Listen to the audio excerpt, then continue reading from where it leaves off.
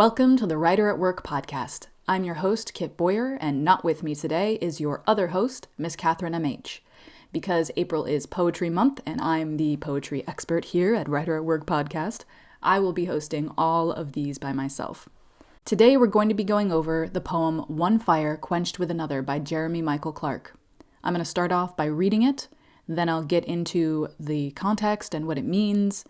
Finally, we'll wrap up with what we can learn from it and how to apply that to our own writing. One Fire, Quenched with Another by Jeremy Michael Clarke. 1. Pained as he was when he gazed upon his father's face, he held his gaze. 2. Toward what he'd never known he walked, somehow both arrogant and begging, the purple of his father's robes like a bruise. 3. As a river over time can forge a way through stones, so absence bore through him, leaving a valley where his voice echoes off the canyon walls. 4. His mind had narrowed until all it held was an idea of father, until so fixed on this idea, his mind seemed under siege. Inside him hummed a longing, one he felt compelled to fix, so named it flaw. 5. What the boy wanted, to finally know his father's face. Evidence at last of his origin. 6. Felt within a longing, felt and therefore knew a weakness he wanted to master. 7. A desire to know and a belief he deserved to. These were the human parts of him. 8. Fiery, dawn-steed, scorcher, blaze, the horses the father owned, the horses the father, knowing he would fail, let his son steer. 9. Is this devotion? 10.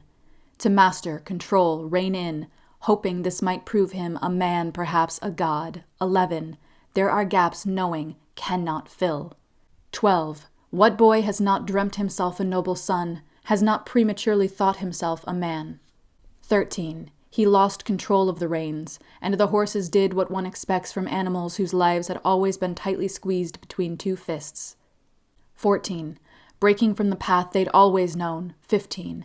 They galloped nearer to that world from which they'd been kept. 16. Not out of malice, but a kind of mercy. 17. For the world the father feared the horses would destroy. 18. Finding himself at the mercy of what he'd sought. 19. Gone too far to turn back, gone far beyond his father now, with further still to go, ignorant of the names of the horses behind whom he was now dragged like the tail of a comet hurtling toward earth, as in all directions he sees the destruction he'd caused, the flames licking trees at their roots, licking dry the ocean's mouth, licking the faces of each living thing until they'd turned to ash. Until the world without grew hotter than the world within, until a dizzying heat rose from the soil, until in his feet, 20, the boy could feel the world ablaze. 21. Free me from these reins, he cried, perhaps to God, perhaps to father. 22. The difference indecipherable, more or less insignificant. 23. For even though he'd met him, the boy still knew himself. 24. Fatherless, godless, no less abandoned than he'd been. 25. The world to which, for better or worse, he once belonged, now gone. 26. He belonged nowhere. 27. To save what could be saved, to salvage what had not been lost, to punish his failure to master what no other ever had, the boy, 28, was struck dead and buried. 29. Beside a river which began again to flow toward the distant mouth. 30. Out of which it would finally empty. Jeremy Michael Clarke read this poem for the Poem a Day podcast. In the About This Poem section, he says that he took the title from a translation of Ovid's Metamorphoses, specifically the story of Phaethon, the son of Clymene and Helios. The original myth is that Phaethon was a proud son of Helios, but had never met him and was made to doubt his true heritage. He asked his mother if he really was the son of Helios, and his mother sent him to ask the god for himself. Helios confirmed his parentage and promised him any one favor in all the world. Phaethon asked to drive Helios's chariot of the sun, which was hitched to horses made of fire. But Helios knew it was folly, that only he could control the horses and lead the sun across the sky. Phaethon persisted, though, and Helios let him take his chariot out. Sure enough, the boy couldn't direct the wild horses, so they began dragging the sun and him toward the earth, burning it and killing all in their path. To save the world and to punish the hubris of the boy, Zeus struck the chariot out of the sky, and Helios gathered back his horses. Phaethon's body fell to the earth and was buried by a newly flowing river, which had been steamed away by the heat of the sun. Clark recontextualizes this story in his poem. He said that it's about meeting his father for the first time in his 20s. He says, "This poem is about the pain of finally finding what one has been looking for, and how finding it can't solve the pain of having been without it." Now let's talk about what we can learn from this poem. We can learn to recontextualize.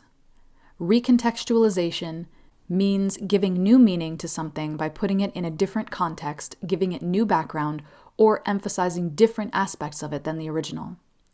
Recontextualization has been incredibly important in fostering societal change and growth. Because it lets us see from another perspective, it has uniquely been able to strike our empathy and allow us to put ourselves in the shoes of others. What may seem fine and harmless to one person or group can be understood as harmful or deadly when realized from another point of view. I think recontextualization is really at the heart of the effectiveness of movements like BLM and civil rights. It is the tool that lets us see the disgusting behavior of people in power as destructive to the lives and careers of children and others in the #MeToo movement. Recontextualization allows us to see that social safety nets are necessary for our most vulnerable, and that victim blaming is not an effective tactic in dealing with poverty. When we go from discussing the problem of too many homeless people on the street bringing property values down to the problem of gentrification exacerbating the housing affordability crisis, we have recontextualized the problem. Using this tool, you can reveal a more universal meaningfulness in your memoir, or you can use a bigger universal truth to access something much more personal in your story. You can write a story from one perspective, then choose another character to write from.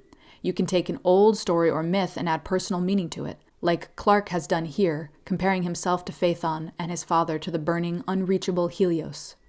This could be an ekphrastic technique, borrowing inspiration from other art, or it could be something you do to your own work, explaining things from a different angle. So, there's another tool to add to your writing toolkit. I hope you'll find ways to recontextualize, that you look back on ways you already have done this, and that you consider what meanings you may have overlooked in your work. Think about what you're saying from someone else's perspective. Does it still get your meaning across? Ask others to read your work and see what they think. I hope you found this episode useful. Thank you for supporting us. If you'd like to donate, we are on Patreon. You can find Writer at Work Podcast on social using the handle @WriterAtWorkPod. You can find us on our website, writeratworkpodcast.com, and you can listen to us on YouTube or any podcasting software you like. Good luck out there and stay safe.